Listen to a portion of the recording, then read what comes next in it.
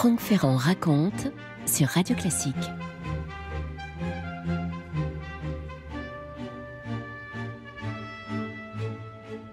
Je vais vous parler du nouveau roman d'Alexandra Lapierre. Vous savez, il y a des livres comme ça qui marquent plus que d'autres. Eh bien, c'est le cas de, je dis roman, on pourrait plutôt parler d'une biographie romancée de ce personnage absolument extraordinaire et dont moi non plus, je n'avais jamais entendu parler avant ces dernières semaines. Elle s'appelle Belle Greene. C'était une femme assez extraordinaire et cette histoire nous emmène à New York. Nous sommes à la fin de l'année 1905, en décembre 1905, par une froide matinée de fin d'automne. On est entre la 36e et la 37e rue sur Madison Avenue et une jeune femme est là qui se presse sur le trottoir et se dirige vers la Morgan Library. Ah, vous allez en entendre parler de cette Morgan Library ce matin. Il s'agit probablement pour elle du rendez-vous le plus important de son enfance. Elle va rencontrer John Pierpont Morgan, un des banquiers les plus riches des États-Unis.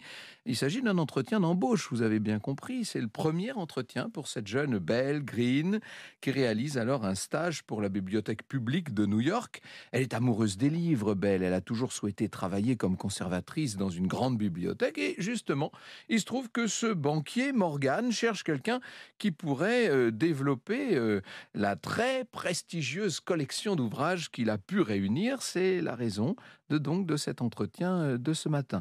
Belle vient de loin. Elle a grandi dans les quartiers noirs de New York, dans un contexte où les descendants d'Afro-Américains ne possèdent pas les mêmes droits que le reste de la population. Son arrière-grand-père était un esclave affranchi. On est à l'époque où les États-Unis étaient complètement minés, ravagés par cette ségrégation, par ce racisme à tous les étages. Et les États-Unis de la fin du 19e siècle avaient adopté des lois extrêmement strictes à l'égard des Noirs. Ça s'appelait les lois Jim Crow. C'est des lois qui datent de 1877. Il était interdit aux Noirs d'aller partager les mêmes endroits, les mêmes trains, les mêmes fontaines, les mêmes toilettes, les mêmes théâtres, les mêmes restaurants, les mêmes universités, que sais-je, que les personnes qui étaient blanches. Il suffisait d'avoir une seule goutte de sang noir dans un arbre généalogique pour perdre le droit de vote, pour perdre l'égalité civique, etc. Et les États du Sud allaient plus loin encore dans cette ségrégation, mais pour éviter une nouvelle sécession, les États du Nord n'avaient rien dit. Ils avaient argué que l'unité du pays était peut-être plus importante que ce qui pouvait diviser les différents États. Bref, entre 65 et 77, une intégration a été possible. Le père de Belle, il s'appelait Richard Greener, a fait de très belles études. Il a d'ailleurs été le premier descendant afro-américain diplômé du Harvard College. Et puis, il a fait une belle carrière comme prof, comme professeur, comme avocat. Et après 77, donc, il a évidemment dû se conformer aux nouvelles lois. Il a dû quitter ses postes universitaires. Et s'il lui arrivait encore d'exercer, il le faisait gratuitement. Il a subi toutes sortes d'humiliations, de menaces. Ses élèves, ceux qui lui restaient fidèles, étaient très maltraités. Et de là, cette lutte politique pour l'égalité des droits qui, toute sa vie, aura animé le père de Belle. Ça a fait de lui quand même un père assez absent, il faut bien le dire. Vers l'âge de 10 ans, Belle, ses frères et ses sœurs n'ont plus vu leur père. Et pour s'en sortir, la famille a décidé de cacher ses origines. On a changé de nom. Greener est devenu Greene da Costa, ce qui faisait comme si on avait des origines portugaises, etc. Bref, dans la famille Greene, puisque c'est ainsi que maintenant on va l'appeler, on avait décidé de ne plus jamais rien dire sur ces quelques gouttes de sang noir qui auraient pu tout faire basculer. Franck Ferrand sur Radio Classique. La vie a permis quand même à Belle, à ses frères et sœurs, etc., de s'épanouir, si je puis dire. Puisqu'on ne laissait rien transparaître dans la famille Greene da Costa des ascendants afro-américains, eh bien on vivait comme les autres. Alexandra Lapierre, dans son livre Belle Greene, aux éditions Flammarion, écrit à propos de Belle: franchir la barrière de couleur lui semblait soudain si facile, à la portée de n'importe qui. Au fond, Dieu seul savait s'ils n'étaient pas plus nombreux qu'on le supposait. La pratique était connue, un mot le résumait sans besoin d'autre précision: le passing. Qu'est-ce que c'est que le passing ? Eh bien, c'est faire comme si on n'avait aucune ascendance de couleur dans cette Amérique qui ne les tolère pas. Belle va donc suivre des études à Princeton. Vous avez compris qu'elle est tôt passionnée par les livres et que son but est de devenir bibliothécaire. Depuis l'âge de 12 ans, elle déclare vouloir vivre entourée de livres. Elle aime les regarder, les toucher, les sentir. Et après une rapide formation, elle est devenue stagiaire à la Bibliothèque publique de New York.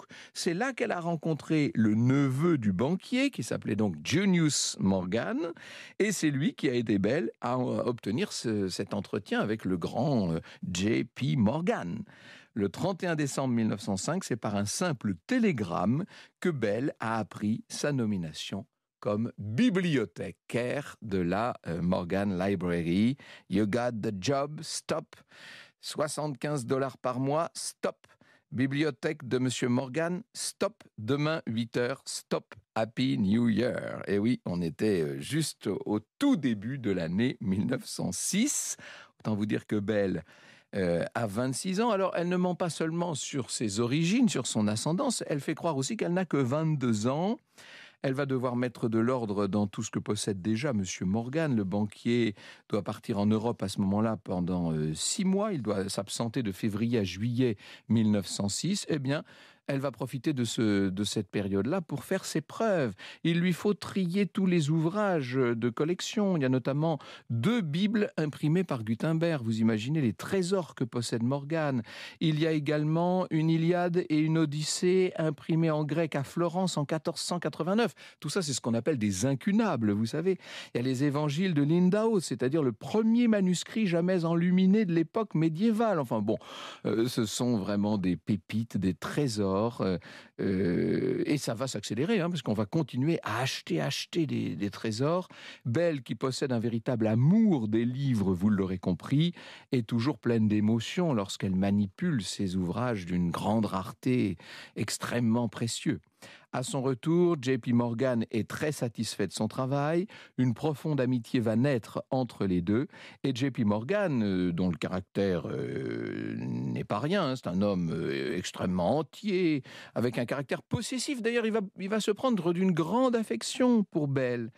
Ils vont même devenir intimes. J.P. Morgan lui raconte tous ses malheurs, qu'ils soient familiaux ou financiers. Il faut dire qu'il en collectionne pas mal là aussi.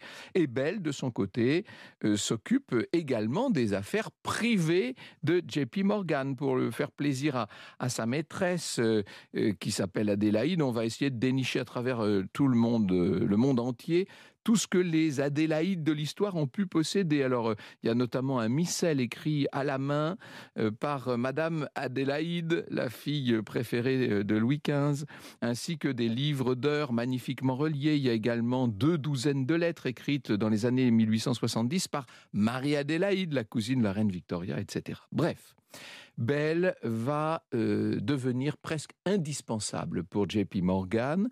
Elle finit même par s'immiscer dans ses affaires financières. Vous savez qu'en octobre-novembre 1907, les États-Unis vont traverser une grande crise économique.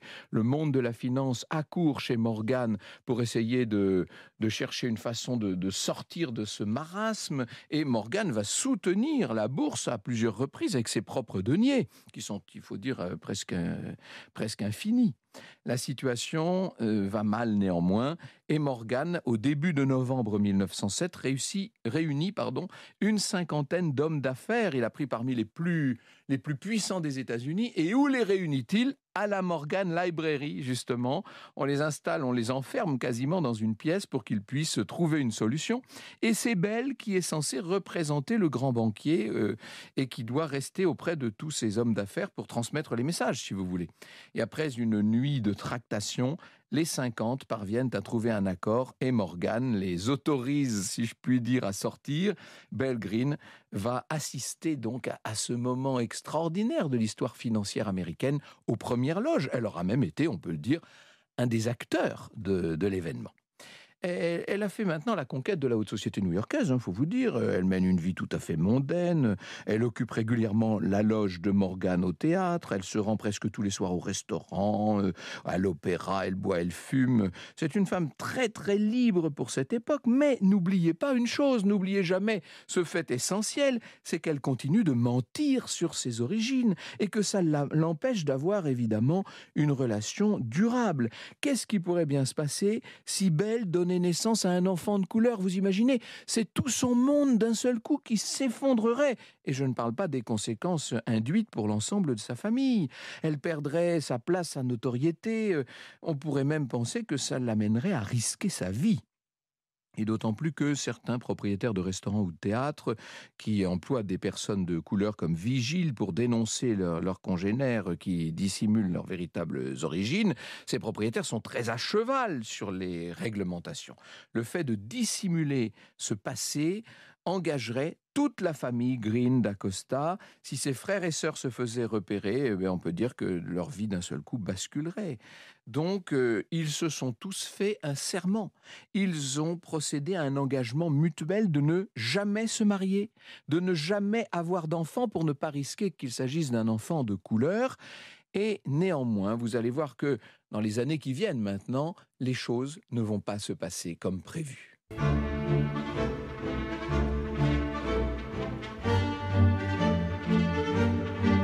Franck Ferrand raconte sur Radio Classique. Elle est très lancée maintenant, notre Belle Green. Elle croise tout ce que l'Amérique peut proposer de gens importants. Elle rencontre Woodrow Wilson, notamment, qui est encore président de l'université de Princeton à l'époque et qui lui demande des reproductions d'un certain nombre d'œuvres que possède la Morgan Library.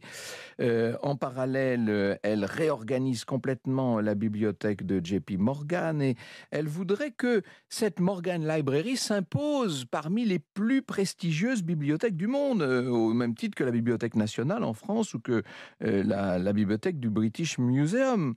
En 1908, ça fait 3 ans que Belle travaille donc pour Morgan et elle s'est fait un nom bien sûr dans toute cette société new-yorkaise. Il se trouve qu'à ce moment-là, un certain Lord Amherst met en vente son extraordinaire bibliothèque et la vente a lieu en Europe. Belle va convaincre Morgan de l'envoyer en Angleterre pour assister à cette vente aux enchères. Il faut dire qu'elle est très bonne dans ce domaine-là aussi. La vente réunit tout ce que le monde de l'art en Europe et de tout ce que le monde des bibliophiles compte d'important. On a là-dedans des livres, il faut dire que la collection qui est vendue est absolument inouïe, avec beaucoup de très très vieux ouvrages qui ont appartenu à des gens très importants de l'histoire.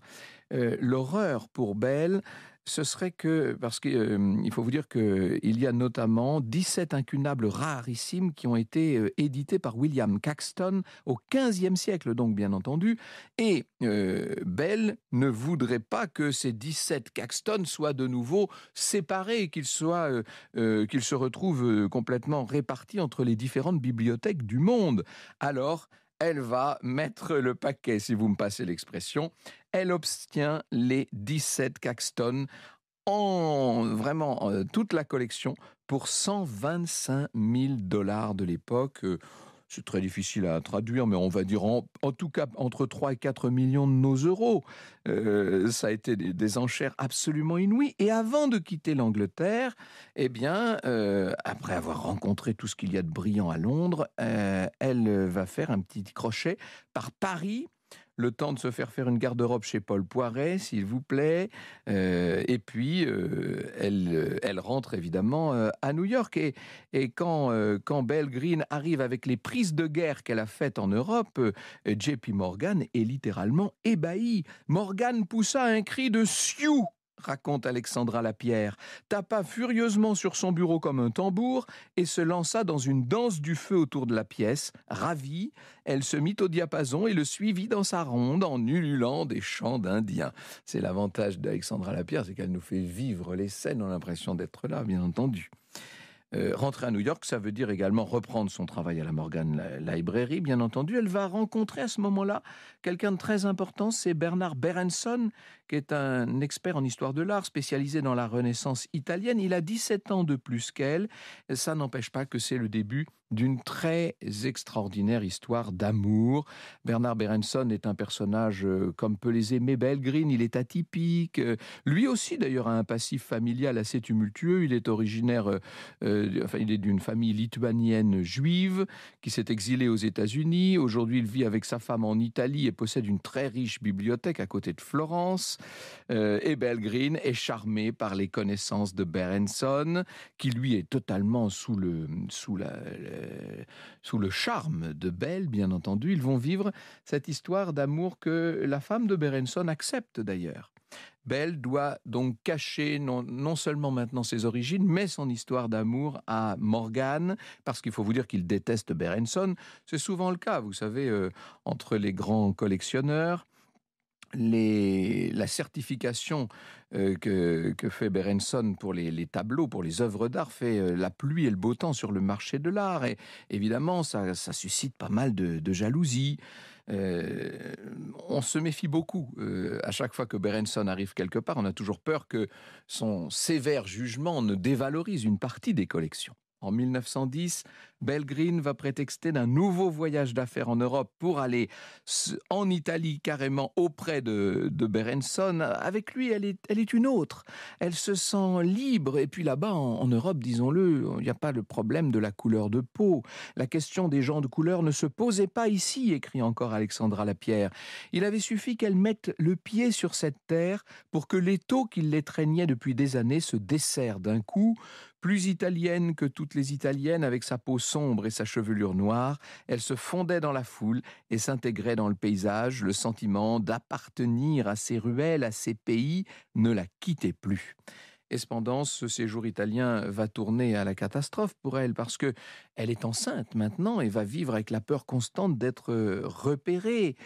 Elle va devoir avorter à Londres pour ne pas prendre de risques, toujours cette affaire, vous savez bien. Et puis, disons-le, quand elle rentre à New York, le retour à la réalité est difficile.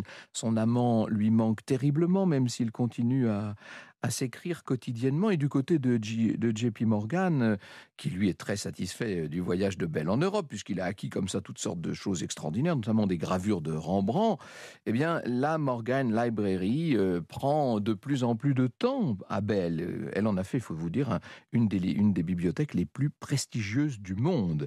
Et pour l'en remercier, Morgan va augmenter son salaire. Figurez-vous qu'à cette époque, Belle-Green est une des femmes les mieux payées des États-Unis. Franck Ferrand sur Radio Classique.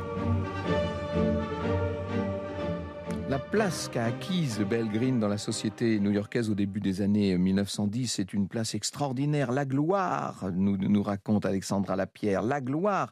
Elle avait beau avoir l'air de s'en moquer, elle l'adorait. Aujourd'hui, les portraitistes les plus en vogue lui demandaient de poser pour eux. Belle-Green, reine de New York. JP Morgan, en 1911, est âgé de 74 ans et dans son testament qu'il fait lire à Belle, il écrit « Je lègue à Miss Belle d'Acosta Green, ma bibliothécaire très dévouée, la somme de $50,000, donc c'est quand même une très importante somme. Bien que je ne puisse contrôler les actes de mes héritiers, je l'ai pris de garder Miss Belle d'Acosta Green comme directrice de ma bibliothèque sa vie durant et de lui verser un salaire qui ne pourra jamais être inférieur à celui qu'elle recevra à l'heure de mon décès. » C'est une année extrêmement difficile pour le banquier, puisque la White Star a eu de très graves problèmes du fait évidemment du naufrage du Titanic. Morgan se trouvait en Europe et il devait faire embarquer toutes les œuvres qu'il venait d'acheter sur le Titanic. Vous imaginez, c'est extraordinaire. Le départ a été repoussé d'une semaine par Belle elle-même et c'est ainsi que, tout à fait par hasard, disons-le, a été sauvé l'immense trésor. Franck Ferrand sur Radio Classique. Alors, je ne vais pas vous raconter tout ce qui est arrivé à Bell Green dans la suite de sa vie. Je vous laisse, pour le découvrir, le soin d'aller lire vous-même cet ouvrage magnifique d'Alexandra Lapierre. Sachez que le 31 mars 1913, JP Morgan a fini par mourir alors qu'il était à Rome. Et pour Bell, à ce moment-là, c'est un chapitre très nouveau, très inconnu de sa vie qui s'ouvre, bien entendu. Disons clairement que la famille Morgan appréciait assez peu le pouvoir qu'elle avait pu acquérir et l'ascendant qu'elle avait fini par prendre sur le père défunt. Bell a pris le deuil de monsieur Morgan, bien entendu. Elle a rangé, elle a lustré, elle a astiqué les ouvrages les plus extraordinaires de la bibliothèque, comme si John Pierpont Morgan devait rentrer d'Europe. Ça faisait seulement 8 ans qu'elle travaillait pour lui, et on peut se demander, et je sais que vous vous demandez, ce qu'il est advenu d'elle. Je ne vous raconte pas tout ce qui s'est passé jusqu'en 1948, encore une fois vous allez le découvrir, mais sachez qu'en tout cas, ce qu'il y a d'extraordinaire chez cette femme, c'est qu'elle aura passé toute sa vie en quelque sorte à cacher sa propre mémoire et à entretenir, à faire briller, à développer d'une certaine manière la mémoire de l'humanité à travers cette Morgan Library, tout à fait extraordinaire et qui existe toujours bien entendu. Vous pouvez vous rendre aux États-Unis, à New York, à la Morgan Library pour y étudier ces ouvrages magnifiques qui peuplent des rayons gigantesques. Si vous y allez et si vous faites cela, eh bien, vous trouverez dans ces rayons, vous trouverez dans cette bibliothèque le résultat de toute une vie, Vous écoutez Radio Classique.